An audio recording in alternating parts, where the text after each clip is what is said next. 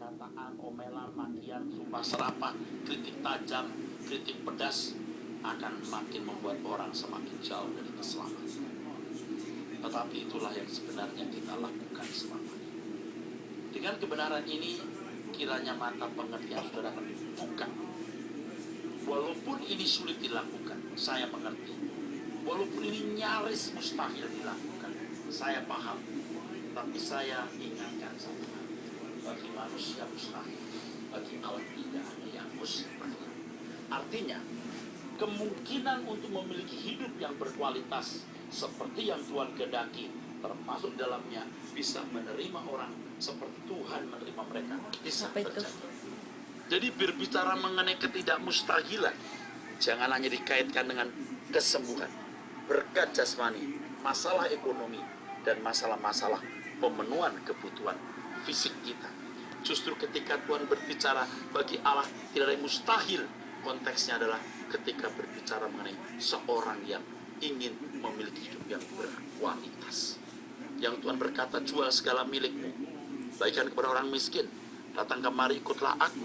Orang itu tidak bersedia melepaskan diri dari belenggu. Nah, Tuhan berkata lebih mudah seekor onta masuk lubang jarum. Ini konteksnya soal karakter, soal kesediaan mengikuti jejak Tuhan Yesus.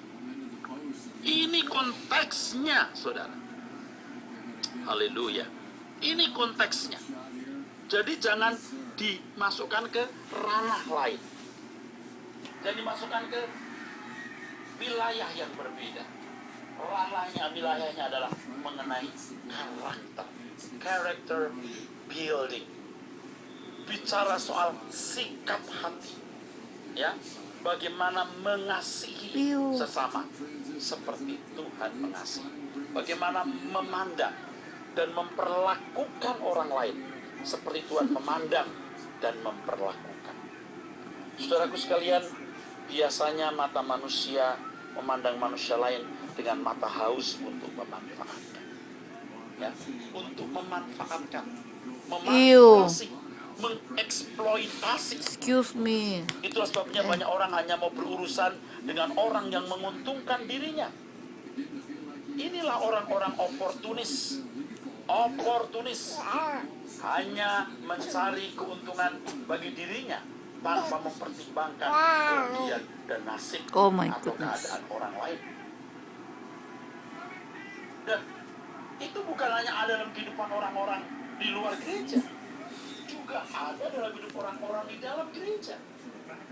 Jangan-jangan ada hamba-hamba Tuhan, pendeta, rohaniwan, aktivis, kalau ketemu orang yang muncul di pikirannya adalah orang ini bisa dimanfaatkan nggak? Walaupun alasannya dimanfaatkan untuk Tuhan, tapi di balik itu, ya kalau gereja besar, nama pendetanya berbawa besar.